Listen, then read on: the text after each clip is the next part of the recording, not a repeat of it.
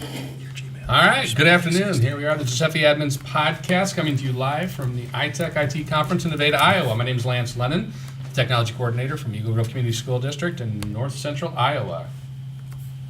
Phil Trimble, Pocahontas Area Community School District, IT Director. You got the giggles. Chad Perks, Director of Innovation and Technology from Spirit Lake, Iowa. Carl Hare, Technology Director at Ames Community Schools in Ames, Iowa. Okay, so Stare today's awkwardly show, at I'm Lance. still trying to go What through are we doing? everything here and make sure everything's working.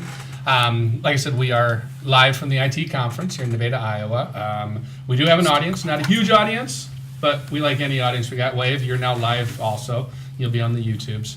Way to go. Now you're like... So if you called in sick Small today, C you're now in celebrity. trouble. Yeah, you to- on the off chance your evaluator happens to be watching this podcast live. So, this show, we got some show notes and we did actually go through and decide what we wanted to talk about. Chad came up with a really good idea. Oh, we're So- jumping to that. I thought we were going to talk about the IT conference for a little bit. Oh, well, we're more than welcome to talk about the IT conference. So, the IT conference is put on by ITEC, the ISTE affiliate here in Iowa. It is a conference just for IT people in the state of Iowa for education. Anything else you wanted to... Some of the greatest sessions have been led by Chad today. They have been. I mean, they always are. No, yesterday wasn't your best showing. Hey, I forgot one thing. Yeah, it was kind of important. It was It's like forgetting probably gas the in your car. most important thing. And I forgot. But no, I just wanted to say that I had the opportunity to sit in on a roundtable about Infinite Campus and then lead a roundtable on Ruckus Wireless. And both of those sessions were amazing. Just what have you guys experienced today? Yeah, Well, you were in the IC one. Yep, absolutely. I agree 100%. One of the things that is difficult for us as technology directors is to set aside time just to talk with our colleagues and with our other professionals in the field. You think, oh, I'm going to set up this roundtable. What are we going to talk about? Well, your hour goes by super fast. You start talking about OLR or fees and all sorts of different stuff, and it went really well. We even had I led another roundtable on AeroHive, so we kind of had like a Wi-Fi shootout earlier today.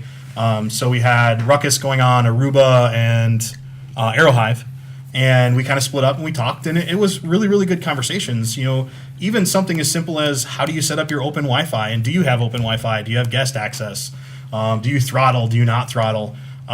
Because sometimes, especially for, I am a quote-unquote larger school district in the state of Iowa, but it's still nice to see how other people do things, because just because I do it this way doesn't mean it's the right way. And it's always nice to see, oh, yeah, this tiny school district in western Iowa does this really cool thing. Hey, I can implement that too.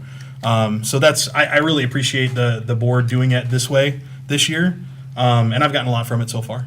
Yeah, and I had the opportunity to go see how a couple districts deployed their projectors and the cables and everything, and the audio for new classrooms.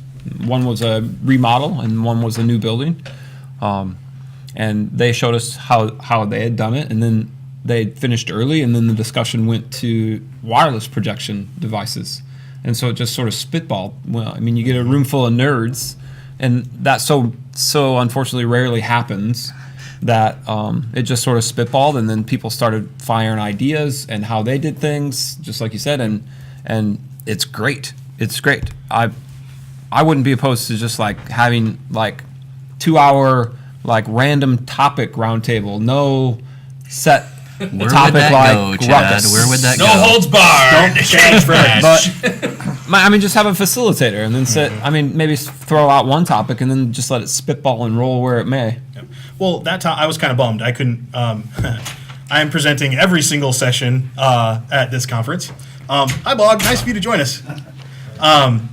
Anyway, I missed that one, and because that's one of the things that I'm still trying to figure out is what does the projection look like in a classroom, right? So here, the way this room is physically designed, there's only one stinking way that you can instruct in here, Yeah. and it's somebody that is the teacher sits down here or stands down here and dumps information at the people over there.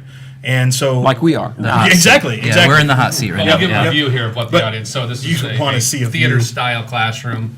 You can see the screen behind us, and of course they're all theater style out there. So having 2 cameras, it's nice. We can actually show people that are watching on the YouTubes. Absolutely.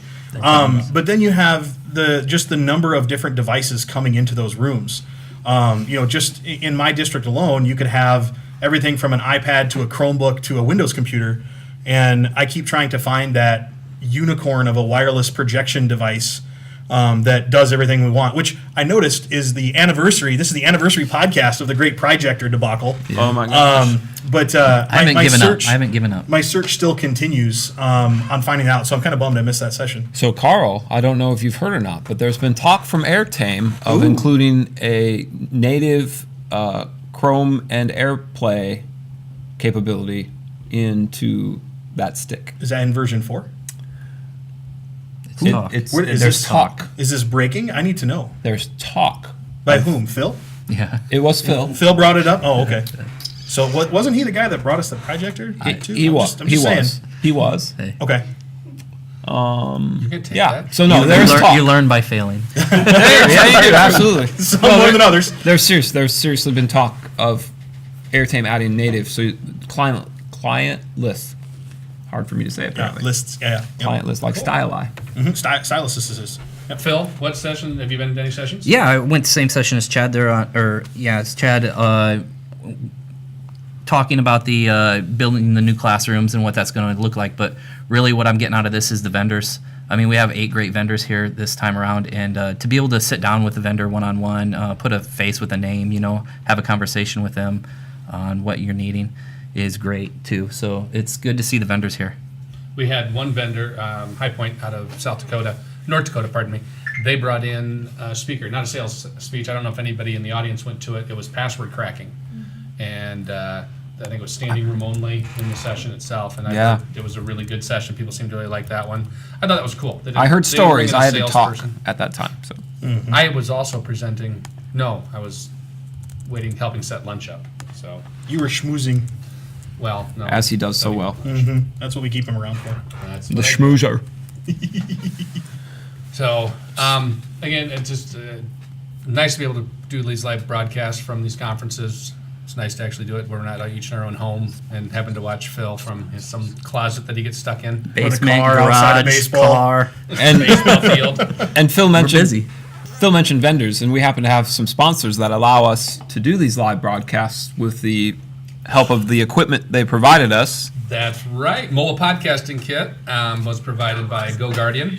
They actually did give us the money to buy all the equipment that you see here before you. Whoop, I moved my spit shield. And then we run Wirecast is what actually allows us to switch cameras to show you our audience, to put in the wonderful logos at the bottom of it. So looks semi-professional, so Wirecast, thank you very much from Telestream. So 2 wonderful sponsors that have helped us out. This is our 19th episode. Yes. And it has to be the smoothest transition between anything we have ever done in 19 episodes. No We're getting awkward better pause it. at all. We're Finally it out. figuring this stuff out. We're slow learners. It's okay. But we only do it once a month, and we only do live broadcasts probably 3-4 times a year. So That's it's we get there, slow but steady. We're getting there. Speaking of, when will our next live broadcast be? Our next live broadcast might be from NITA in April. We're going to tease this one out. Next month is going to be I'm so excited. flippin' awesome. I'm really excited about Oh, it. yeah. Thinking about how I almost forgot. I was like, no. next month. What am I doing next month? No, we're right there. not going to. No, this is good. No, I got we'll say it. that at the end. But wow, it's going to be. You're gonna have to hang on till the end to know what we're doing next someone month, stick and around. it seriously is. It's exciting. It's worth the wait just to hear. who's gonna be Somebody's on the show. convinced this is a 4-person professional crew. Apparently, So we do have, like I said, we had show notes for today. And last week there was an incident that happened at a friend of our school district where every person inside the domain ended up being inside of the classroom teachers group, which of course then meant they all had access to Classroom as teachers and create classes, which she did say, and I'm not going to give the name, but I now have already given the gender, that some of the students were doing some really neat things. Like they built a class of volunteer stuff. Like they decided they were going to do a class, and in that class they started conversations and put together a doc on who's going to shovel whose walk when it snows as volunteer work. And that's the kind of great stuff kids can do. But on the downside, some other kids started classes that were definitely bullying, picking on other students. And so the question came up, how did everybody in the domain get into this group? And then what are some things we do to make sure those kinds of things don't happen? So we're starting to talk a little bit more on the security side about what's going on. And since Chad, it was your idea for the topic, why don't you go ahead and take the reins here? Well, I think the reason I brought it up was it was a great learning experience. I mean, we learn from our mistakes, like Phil said at the beginning of the episode, sort of jokingly, but we do. And not just our own mistakes, but hopefully other people's mistakes. You try not to repeat what you've seen other people screw up, right? And it wasn't necessarily a screw up. So we wanted to figure out, one, how to prevent it. But the first thing we were all trying to help this district find out is who did it, really. So we were digging into the logs and everything, and with GAM, and we not only finding out who did it, which, I mean, you want to find out who did it so you can make sure they understand what they did, and so they can learn from their mistake, right? If they don't know they made the mistake, they can do it again and not learn from it. So figuring out who did it was important.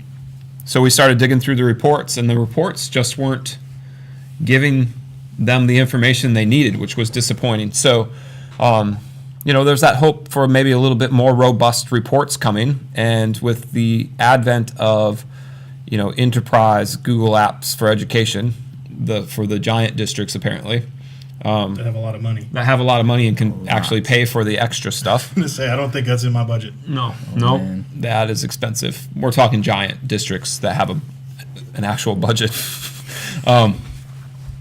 But I mean, it's coming. So, the hope is still there for some trickle down. And Google obviously gives most of us all the Google apps for free. But the bigger schools were saying, hey, that's not enough, and we'd be willing to pay for what we need as a giant district to try to manage this thing. So hopefully some of that starts to trickle down to the free version eventually. As they improve the pay-for version, hopefully the old stuff from the pay-for version trickles to the free would be the hope. And some more robust reporting would be amazing. So hopefully that can happen. So really, when you get into a problem like that, it's about pulling back the layers of the onion, right? So the first question was, okay, how do we stop it? Yeah. And so we tried to help and say, run this report, and how do I find out what people have created a class, which isn't something that's easily gathered in the dashboard. That requires GAM to do to get who has created a class, and then what happens if you shut off classroom access in the middle of the school year? Does it just make the classes dormant? Does it delete everything? Are the teachers going to lose all their work? Because you have in this particular case a district that's very heavily invested in Google Classroom, where if you just went and turned the services off right in the middle of the year, I'm like, well, I don't know what's going to happen. I've never turned it off in the middle. So you think about that, but ultimately, adding all of the users from your domain into a group is ridiculously easy. It's a tick box. One stinking box. Or a button. If you go to the groups in the group services area, and you go to your groups, Is it a tick box?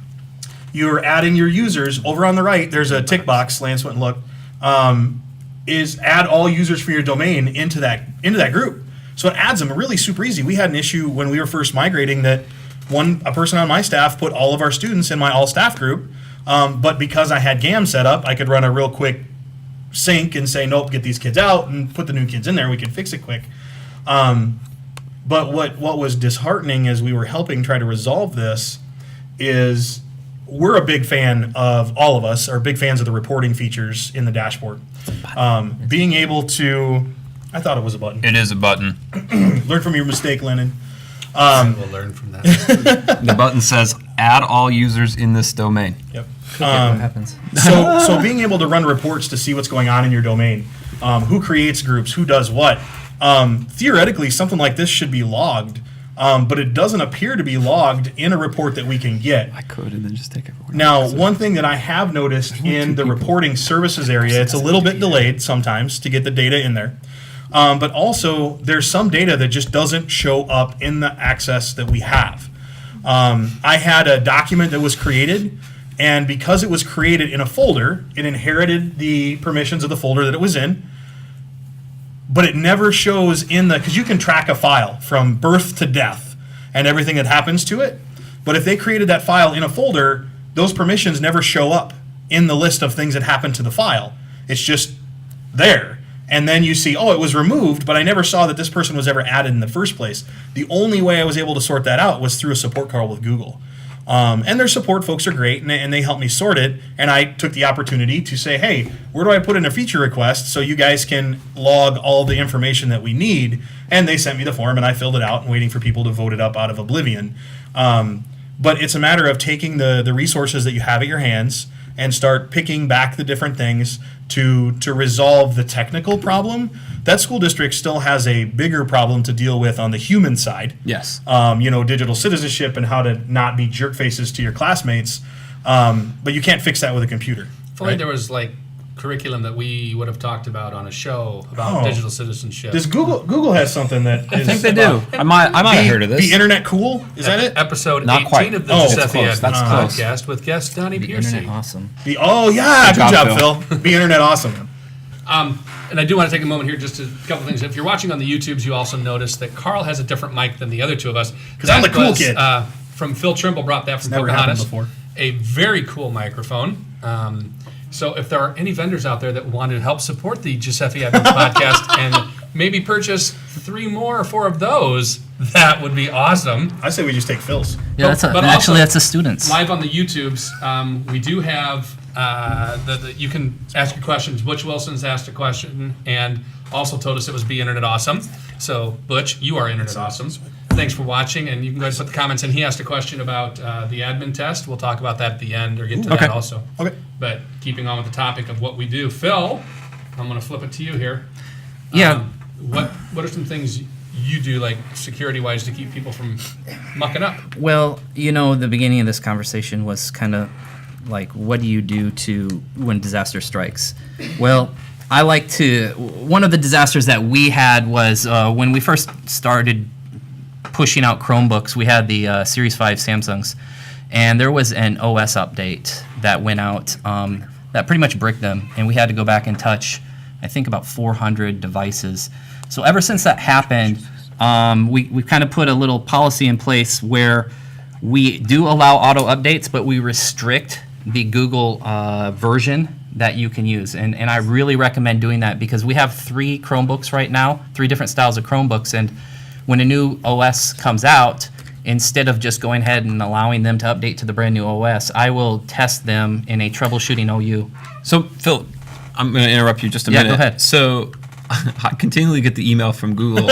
You do not have enough devices in the beta channel? Exactly. I had 20 emails yesterday just on that. Yeah, I think there was a glitch. Did anyone else get emails. 20 of the same email? Boom, boom, boom, boom, boom. It's like they rebooted the server that sends those. I know. 20 times an I know hour. we've talked about this before. I mean, does anyone have their 5%? Not even close. No. No. And we talked about this in a previous show. It's We have. like, but after what you're saying, maybe that's a good idea. So 5% of your fleet though would probably encounter the malfunction rather than all of them, right? Yeah, it's possible. So you would have a little bit of a heads up. So I waffle back and forth about putting more devices. I have a few testing machines, but I mean, we rarely fire them up and test them. You know what I mean? They're in the OU and they get the beta channel update, but only when we turn them on and then try something new. So maybe Google is smart about They're telling us making something. us put those in there and sending us, well, probably not 20 in one day. I think would that prefer was just probably a one. problem. That was a lot. It was a little I was like, excessive. what's going on here? My phone just kept buzzing. I was Yeah. trying to present. And it was boom, boom, boom. What the heck? You could put your phone away when presenting. I was on the table because I was trying to monitor the time. That's why he screwed up. That's why. I'm going to blame it on Blame Google's Google? emails. Yep. Okay. It's never my fault. So what I'll do in those 3 models is I'll have a troubleshooting OU inside of a class that has that model. And I just got some dummy users that I pull up, and I'll test them out on, version 65 or 64 that we're on right They're now? getting up there. It's Yeah. about time to retire. So, yeah, right.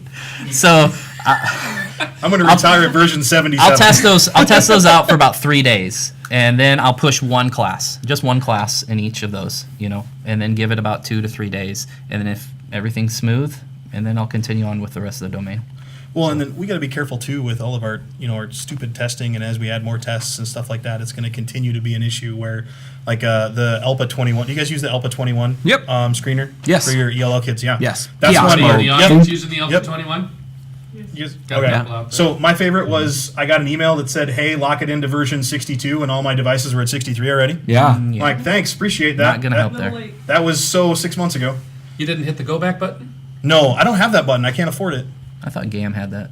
No, GAM does not have a go back button. Nope.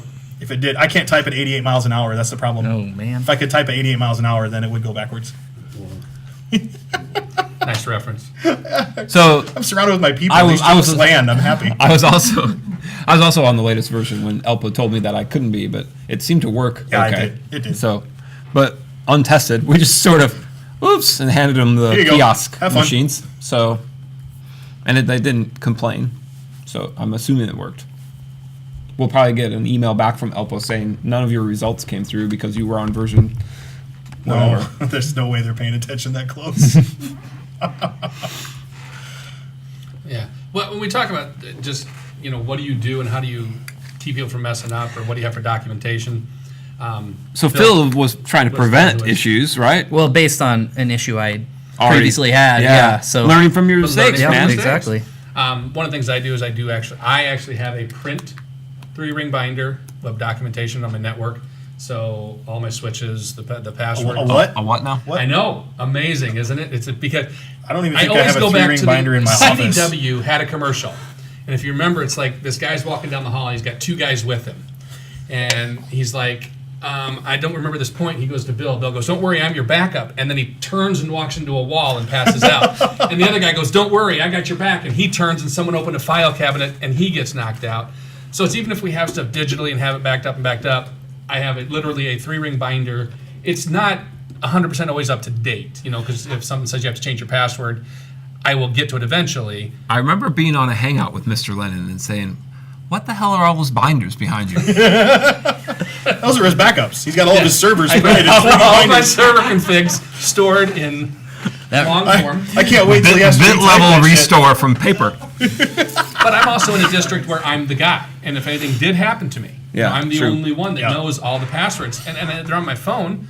But it also takes my thumbprint to open up my. You just cut my- your thumb off. As long as he's not like exploded into. So I do. That's one of the things I have is a 3-ring binder with information stored in it in a physical location that sits in my office. Where is that? Where is Lance? that? Where Do is I that find your binder, Lance? It's in the rack behind my desk. Password is 1, 2. He has a password on a binder?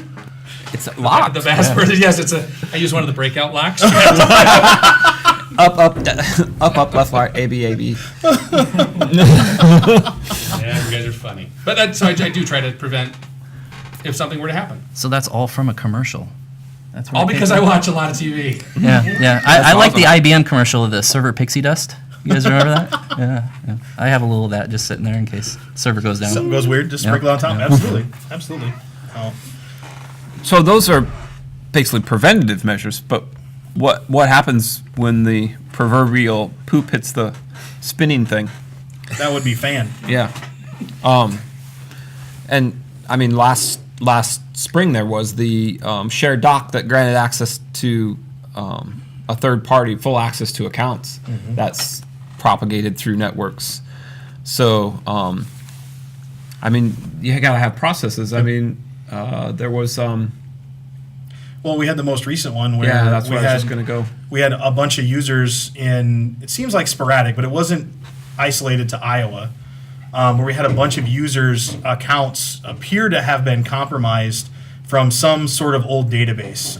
We noticed that a lot of the accounts had been suspended or didn't exist anymore, but were all coming from a centralized IP range, right, or scope. Very small scope of IPs. And so the minute you start to see stuff like that, you have to start digging into it, right? So it's put the fire out, figure out what caused the fire, fix what the fire burned, and then prevent the fire from happening again, right? So in that particular case, I was going back and forth with you and Lance and folks on the GSFE admins community, and I got on the phone with Google support right away and said, "Hey, I'm seeing this. Is anybody else seeing this as well?" And I could never never get anybody to say, yes, indeed, we did see this in multiple places, other than the folks I talked to, which was greater than a handful of folks. Yeah. And so in that case, I did a force change password for all of my human beings, all of my adults, not my students, because it seemed to be isolated to my staff. Yep. And not It my was. students. So I just did a quick GAM command, reset their passwords, told them ahead of time, sent messages, not just via email to them that said, hey, we're changing your passwords. So that was how to fix the problem on the front end. One thing that really gained some ground, and I think is still a feature request, is the ability to blacklist by IP range. So, sorry, Soviet bloc countries, you do not need access to my Google accounts, so anybody in your IP range can't log in. Now, Then you're going to it's- have that one kid go on a trip that needs to do their homework. I was in Latvia and I couldn't log into Google Classroom. Shoot. I'm sorry, catch up when you get home. So Enjoy Latvia. Reset the passwords, and then I started to set alerts. I think I could spend a half a day going through all the different reports and things that you can set up in the reporting section of your Google dashboard. There's all sorts of amazing tools and resources in there, and you can set up a custom report that emails you when something happens. And so what I did is I picked 2 or 3 users that showed up in that group a bunch, and I said, email me the next time this person tried to log in or there's a failed login attempt, so that I can stay on top of what's going on. So then there's the next step in preventative, or to Yep. try to prevent Yep. and be notified. And then the last step is it gave me more research, more data to go to my staff and say, here's the deal. We have to go to 2-factor authentication because we can't not protect our kids' data. We've talked on this podcast previously, and those of us in Iowa, we had a pretty big breach in one of the school districts here in Iowa that led to some really, really bad, disturbing phone calls being made to parents about their kids. I mean, really creepy stuff.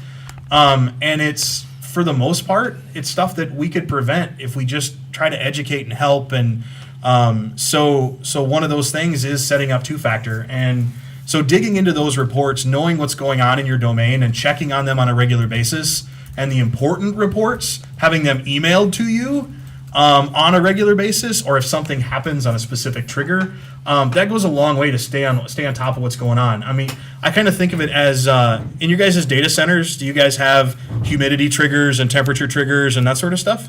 Yep. Okay, so you should. If you don't, go do that now. Leave the second, go set that up, and then come back later. back. You have those Pause. triggers because you don't want to have your data center get too hot or anything like that. On admin. in the And report so section. being on top of what's happening with those reports, it's really worth digging into. It's an area where I don't think a lot of people spend a lot of time to seeing what's there. There's a lot of stuff you can add to it to make it really robust as well. So, how many other people get the stupid loading page loop in the reports? I'm in there often, just because I like to monitor things, and once in a while there has to be a glitch. It loads and then you can't do anything until you hit the refresh button in the browser. So Google, I know you're listening because you do that to us. Fix that for me, please. This is my bug report. Maybe it's one of your extensions. I'm going to vote that one up. Boop. Do you guys I see have- that when you're in there? The little loading Yeah, bar you'll comes have up and it to- doesn't you'll go have to away and you refresh. can't click anything. Yep. I don't like it. Fix it, please. So get in there, run audits, check it out. An ounce of prevention, pound a cure, that sort of colloquialisms. Excellent. Yeah, so just knowing that you can set alerts for various activities and knowing where to do that is a huge step in the preventative stuff. And we've talked through, what do you do when something bad goes wrong? And we've sort of talked through the steps. Like Carl said, figure out what's on fire, why it's on fire, put out the fire. And the way you do that is different. The school district we were talking about previously with the classroom issue, until they could figure stuff out and to prevent further damage, they actually did end up turning off Classroom for the entire domain. Which did not delete all their classes, by the way. We You can turn tested off that. Classroom in the middle of the year, and it will not cause It maintains them. catastrophic They just failure. can't get to them anymore. Yeah, right. So the stuff is still there. Once you turn it back on, they can go back to business as usual. But to prevent further damage to, children, through bullying in some of these other classrooms. They just turned everything off until they could figure out what happened and then fix it. And I can't say it. How many times do we say it? GAM is your friend. If you are a Google Apps admin, you need to know the basics of using GAM because it is an extremely powerful tool. And we've started to get in now more recently into the GAM Advanced X distro, or the branch on GitHub. That's Advanced X. Yeah, Advanced X. Experimental. It has some more advanced features, and it processes things a little differently when you're running massive commands that instead of threading, it multi-processes them. So it's faster when you're doing massive stuff, but it also does some more advanced error reporting. So if you're a bad typer, the normal GAM doesn't really have extensive error reporting, and the other one tells you a little bit more what you did wrong. It doesn't say you misspelled info when you type GAM info domain. No. Did you know, by the way, also, I did that because I was doing a GCP session this morning, and I showed Cloud Council, and I went in and had it run GAM from the cloud. I typed in GAM info domain, and I'd capitalized GAM. Didn't work. Oh, I didn't know it was It had case to be sensitive. lowercase. It was case sensitive. Did it Oh. tell you that? No. No, it didn't work. Because Because I was on GAM is the alias to the yeah, executable. because it was just the alias. So it is case sensitive. Well, there's your GAM tip of the month. Well, yeah, Lowercase that makes sense. for you. Well, it's running on Linux, so it would be. Yeah. Yep. Wow. Good to know. I'm done. I've learned something for the day. Yeah, we're out. All right, We're out of here. Mic drop. Half an hour Not the early. new- I'm not gonna that drop mic, this though. one. No. I think if you have sunscreen. Seriously, any vendors out there, anyone who would like to sponsor the podcast, that is a beautiful microphone. That's the Rode But would they fit Podcaster. in our case? They have their own cases. We'll just make you carry another case. Hey, and I don't. Yeah, why I not? just Sherpa. discovered a new button because they changed reports a little bit, and there's actually a manage alerts way at the bottom, and there's one that says, how many times on the GSFE admin listserv does someone say, hey, I think there's something wrong with Drive? And then 80,000 people start to respond back, yep, nope, working here, nope, not working here. In here, there's an apps outage alert in the manage alerts section. Yeah, that's not new. It's not new. No, that's not. I just discovered it. Does it work? Does it I work? have two things. Everyone that posts, The funny one is The though, ones that if say, the I think Gmail is is out. out, you won't get an email. true. You'll get an email when it's back. And when it comes back. Yeah, I, you're right. I will say. Yeah, there's I will also the say- App Status Council. Yep. yeah, I will say- right. I will say that this tends to be a few ticks behind those type of posts. Right. Because people will go to post first and you'll get like 30 responses deep, and then you get a, hey, there is a suspected outage affecting 0.000001% Okay, of our users. so I didn't realize that was there until I started looking with Phil. And I mean, my workflow is if something's not working, I have a bookmark to the apps outage dashboard. I look there first because those posts annoy the crap out of me. So please don't do that. Just put a bookmark to the Google Apps status page. That's and why be- Chad's not a Sometimes moderator. they're He'll ahead of just the curve, delete though. all And the be- posts. You're dumb, you're dumb, you're dumb, you're dumb. Before you post those kind of questions, check the app status. This is going the wrong way. It How is- many it listeners does- out there are now going, I'm one of those people, thanks. Hey, Sorry Sorry, if we Friends offended and anybody. Influence Pizza People by Chad Ferris. Well, and, I mean, Google doesn't know Bestseller. until they know, right? But asking us isn't going to help it. Tell Google that something's not working, because someone's eventually going to have to tell Google, and telling everyone else isn't going to do anything. So until you tell Google, hey, my stuff is broken, no one can flip the switch on the app status dashboard to say there's an issue. And telling your cohorts that there's an issue doesn't help. Although Google does monitor the GSFE thing a little bit, yeah. Yeah, the website for that is google.com/apps status. Yes, it's very cryptic, They hide it. hard to remember. I need a Google short URL for that with hard to understand characters. But we do have a live audience, like I say. Does anybody in the audience have any questions for the admin panel? So No many questions. at once. So many I've got the camera on them. They don't know that right now. Shoot. I'm glad you put up two fingers, Buck. That's bad in some in some In countries. some countries, yep. Didn't Bush Sr. get in trouble in Australia for doing that? I believe was, Yeah. yeah. This isn't a politics How show. about in the Philippines where we were on the poster? Oh, That just offended we me. never got tickets to go to that No, show. we didn't. No, that hurt. We would have gone. So no questions from the audience. Wow. Any questions online? Let's say, what's the question that we had earlier? So Butch Wilson said, thanks for the feed. Hey, have any of you guys seen the new admin exam that's now in beta, and any thoughts? So Butch, I can say, no, I haven't seen the new admin exam. I recertified, I think, right before they shut down the old one and went to the new one. So I haven't seen it yet. Anybody here had to recert? No. I have not recertified since they've changed it. How often do you have to recert for that one? You're supposed to do it annually. Okay. But I don't remember when I did it they last. don't. I should check. They don't do as good a job reminding us to recertify for GSFE admin cert as they do for the Google Trainer stuff. Right. Google Trainer stuff, they do a really good job of saying, "Hey, Carl, you haven't done this yet. It needs to be done tomorrow.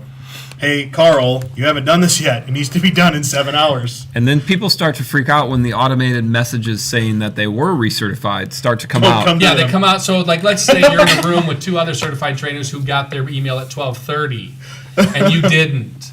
They start to worry. You get a little worried that maybe you didn't, for some reason, manage to get recertified, and then you end up getting it at 8:30 on your drive home, and you're like, "Thank heavens! Why am I the only one?" You're just We do have special. 16 people watching right now, and all right, here we go. 6 of them are in the room. Butch says every 2 years is Oh, the okay. recertification. Perfect. Oh, good. Jeff- It hasn't been Jeffrey 2 years. Hoopman, I was why just can't digging through Google emails Chrome- saying, "Oh crap, I think I maybe lapsed." Google Chrome. Why can't Google Chrome close up holes such as dragging an extension manually? We shut off access to the App Store, but end users can still add extensions. Anyone on that one? Even if you blacklist by extension ID?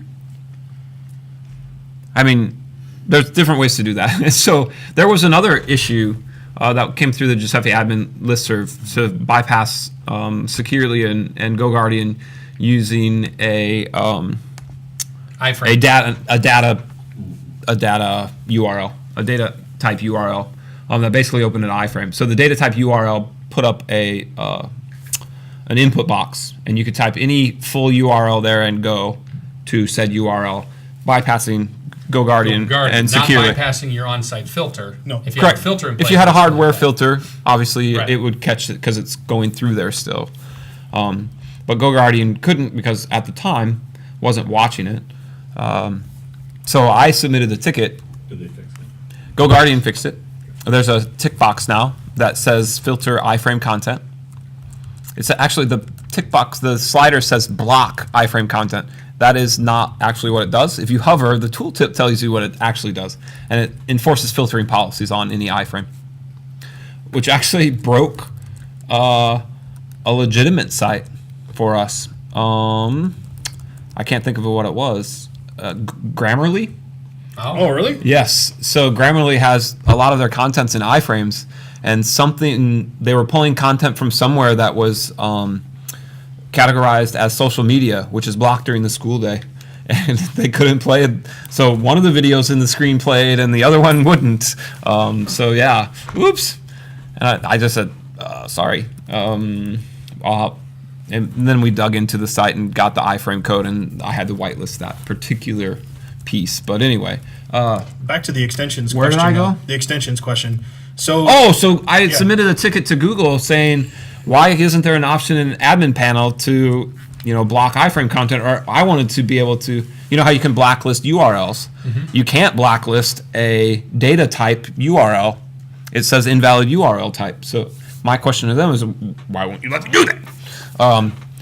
And then they came back, well, the best way to do that is to blacklist all extensions and all websites, and Except only the ones you approve. except the ones you approve. And my reply to them was, "Are you insane? Chad I censored work- By the way, himself the for the first time over-under on ever. Chad today. I work in a school district in a one-to-one environment. You want me to whitelist every site they go to? That's a bad idea." And then Google's reply, well, this isn't really a Google issue. It's a filtering issue. Do you remember my original question? I just wanted you to add data type to the allowed URLs to be able to block within Chrome. And I got nothing. So handling extensions, you can block all apps and extensions except for the ones I approve. Yep. That's where I was going with this. Yep. So we have that there now. You can also go in and block by the Right, type of the things permissions. that it does. So it's a VPN or whatever. You can say no VPNs are allowed, or no apps or extensions can access your webcam. You also have the ability to set it up where users can't install extensions or apps from unapproved sources. That's another checkbox in there.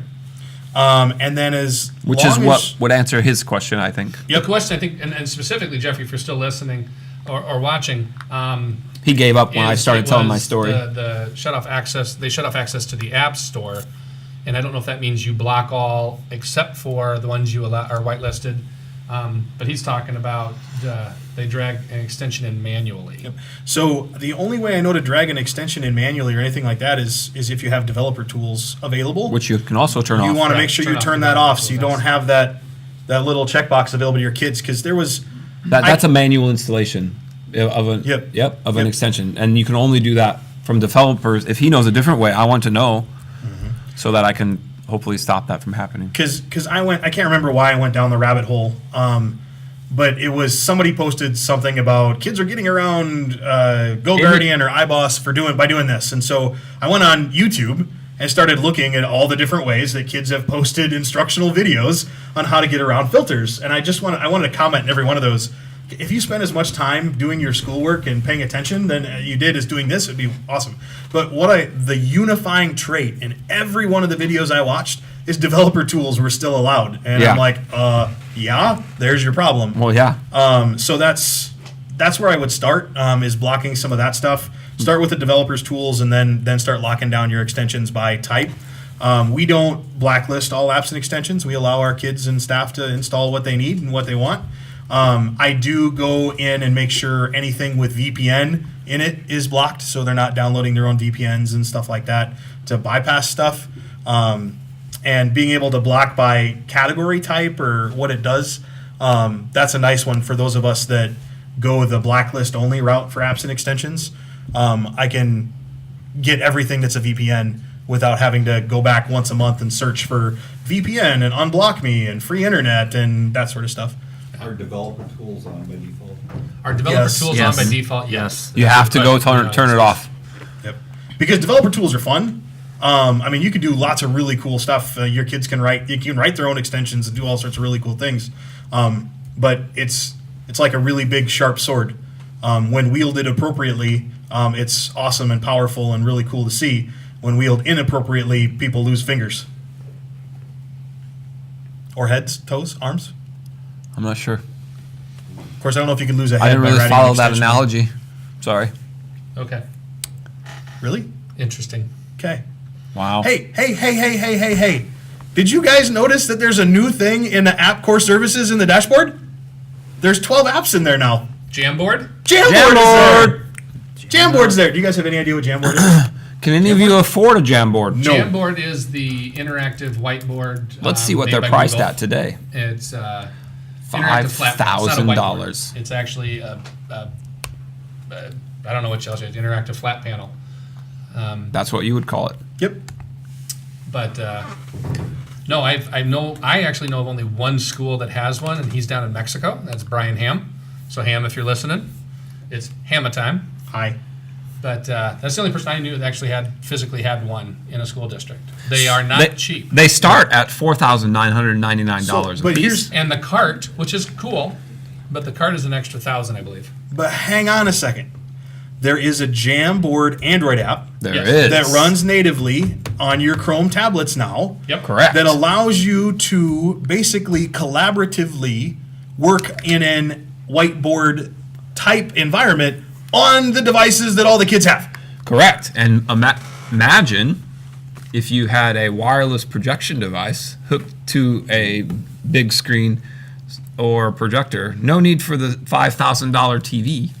You can do it a different way. With that old Epson projector that's hanging on the ceiling. You could. Right. Yep. You just Yep. then don't have the ability to go up to said screen and Correct. manipulate objects Correct. on the Correct. screen. But this But you wouldn't need it if everybody had a tablet. That's so much work anyway. This Why do I need particular- to get on my chair? I can do it right here. this particular panel is fairly anti-interactive whiteboards in general. So the ability to leverage all the devices that the kids have. I mean, I'm really glad that Google allowed that app to be used outside of the physical hardware. We're starting to explore that quite a bit in our middle school, and some of that activities there. It has some of the same functionality of like an Explain Everything. Yep. Which is one of my favorite apps. Yep. Everyone should use Explain Everything to explain everything. Yep, we use that one a ton too, kids and teachers both. So All of that explain said- everything. If you are listening, love the endorsement just given. Perhaps purchasing And the wonderful new microphones. all of that said, we would not send back a Jamboard if Google wanted to send us one. We would, in fact, integrate it into our podcasts, like the fancy election Ooh, nice. broadcasters Yeah. on the Who would fancy get to- TV shows. Who would get to have the Jamboard at their house though? Phil couldn't fit in the backseat of his car. I can put it on top. Well, You know what'd make Jamboard even better? It'd probably have to stay with the podcast kit, and Oh, yeah. Mr. Yeah. Lennon houses that. Man, that would get abused at my house. I'll tell you that for free. You know, this would be a great tool, price reduction and annotation of Google Drive, Google Docs. If you could annotate on top of that with this, you know. yep. I think the app, like I said, the app is free. You can go throw that on your Chromebooks right now, approve that in the Play Store, and start testing it around on your Chromebooks. But I was super excited to actually get all the way back to how we got onto Jamboard. I was super excited because I saw a 12 there, and I'm like, ooh, what new thing did we get? And I went and said, ooh, it's Jamboard. I want sort of settings I have under Jamboard. Has anybody clicked on that yet in their dashboard? I see a couple dashboards open at the table. It's off. I have not yet, but I heard another one is supposed to be coming to the dashboard. FYI, it just says on or off. That's all you can do with Jamboard in the dashboard, on or off. And the app works. Ours is set to off, and the app works just fine. So I assume it has something to do with connecting your Chrome device to the physical Jamboard hardware of some kind. It literally just says no settings to show here for this service. It was like when Google Classroom first got released to us. You could turn it on or off, and that's it. That's all it said. All right, so we are coming up against our this is a 50-minute session here at the conference, so we're coming up against that. And we did promise a big tease, a guest for next month. Very, very excited about this. A year and a half ago, Chad reached out to kind of a big deal person, in my opinion. Uh-huh. Yeah, and got an email back, interestingly enough, that said, Chad, sorry, Sorry, it's been a year and a half. Rub it in. Go ahead. that it's been a year and a half since I've responded to this email, but I would happily be on the podcast. I then started communicating via email with this person, and they agreed to be on the podcast next month, and that person is Chad? Cyrus. Chad? Is Chad? No, it's not Chad. Well, Chad Oh. will be there also. Okay. Cyrus Mystery. Who? Who's Cyrus Mystery? Who is Cyrus Mystery? Is he from Harry Potter? He is not from Harry Potter. man. He is the head of Chromebook and Education. If you don't know that, he is a big deal. Carl and I We may have cornered him at ISTE a couple years ISTE ago. a couple years ago when we demanded convertible Chromebooks with world-facing cameras. And look what I have sitting in front And of me. look what happened. Because Cyrus is our friend. So if you guys want anything new from a Chromebook, tell us, and we will corner him digitally next month on the podcast and So try to you can reach out squeeze to him us, into. via Twitter if you want to send questions via Twitter, Bowing or to our will. The GSFE admins. Reach out to us on the GSFE admins community. Yep. If you have questions for him, we'll get them to him ahead of time. But yeah, really excited. Cyrus Mystery next month. We will be going on Giddy, March 21st. you might say giddy. Excited. It's the Wednesday. Is it the 21st? Does anybody got the calendar up real quick? But at I didn't even remember we were doing one 7 today o'clock until you told Central me. Time, Central Standard Time, so we look forward to that one. Butch did ask, can dev tools be turned off at the sub-OU level? Yes, Butch, Yep. they can. Yes. You can go. Absolutely, because they're on for me. Yep. And Okay. the OUs where our admins reside have dev tools for sure. So we are out of time. They're starting to go in the hall. They're switching, and we have to get this turned down for the next session. But thank you all for tuning in. We had the most viewers we've had, 19 concurrent watchers at one point in time. So that was pretty awesome. But thank you all. We look forward to seeing you next month and live March 21st, 7 o'clock Central Time with Cyrus Mystery. Until then, take care. 2019. Better check the fire code on that.